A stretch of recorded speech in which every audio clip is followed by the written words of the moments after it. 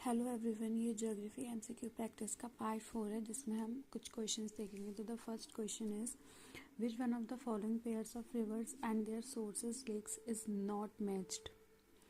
तो चेनाब सूरजताल से ये बिल्कुल सही है। गंगा गोमुख से, ब्रह्मपुत्र मानसरोवर इसे हम अभी होल्ड पे रखते हैं। इंडस इस राजस्थान से, ये बिल्कुल हमारा सही है। तो the third is Brahmaputra Mansarovar. तो ब्रह्मपुत्र हमारा आंशिक ग्लेशियर से निकलती है, ना कि मानसरोवर से। तो the right option is C. Second question is with reference to the Indian monsoon consider the following statement. The first is the withdrawal line of the southwest monsoon moves northward in the October. अक्टूबर में monsoon का retreat होता है, तो retreat होने के दौरान जो withdrawal line होती है ना, वो साउथ की तरफ मूव करती है, ना कि नॉर्थ की तरफ। तो ये हमारा स्टेटमेंट रॉन्ग है। Second is the monsoon trough shift over the Gangetic plain in August. ये बिल्कुल राइट है, क्योंकि तभी तो वहाँ पे वर्षा होती है। तो option B is right.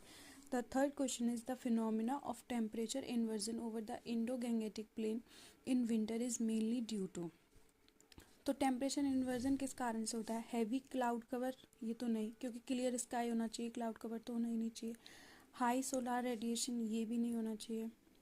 Rapid radiational cooling at night, ये बिल्कुल हमारा सही है। नाइट में ना कूलिंग इफेक्ट होना चाहिए, जब भी जाके टेम्परेचर इन्वर्जन बनेगा। Warm westerly wind, westerly wind बिल्कुल भी नहीं होनी चाहिए। तो the option C is right. Fourth question is the East Australian current is an example of equatorial counter current, no. Western boundary current, no. Eastern boundary current, sorry it is wrong, ये right है हमारा।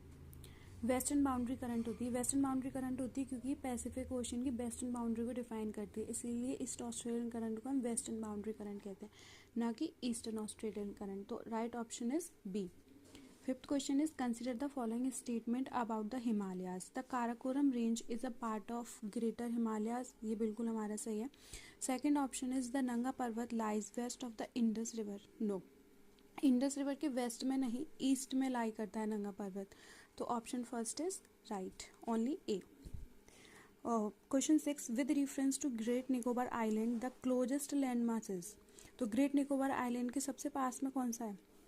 सबको normal है, Sumatra. Option is right. Thank you.